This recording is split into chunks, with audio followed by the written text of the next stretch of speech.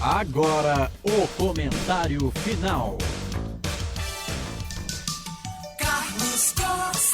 Transmitimos aqui nos canais Futebol Interior a derrota da Ponte para o Ceará. Pelo placar de 1-0, Lucas Mugni marcou no primeiro tempo. O Ceará venceu, a Ponte perdeu, o Elvis perdeu o gol de empate.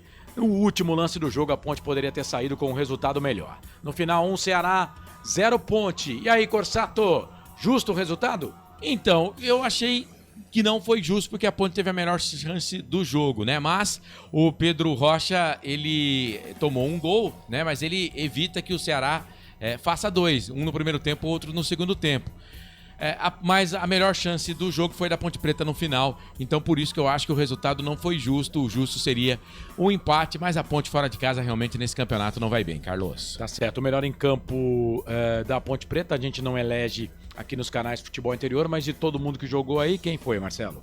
O melhor em campo foi o Pedro Rocha, né, que evitou 2 gols aí do Ceará. Mas pra mim o melhor em campo do jogo foi o Lucas Rian, número 77 do Vozão. Tá, você entende que o goleiro da Ponte falhou no gol do Ceará? Não.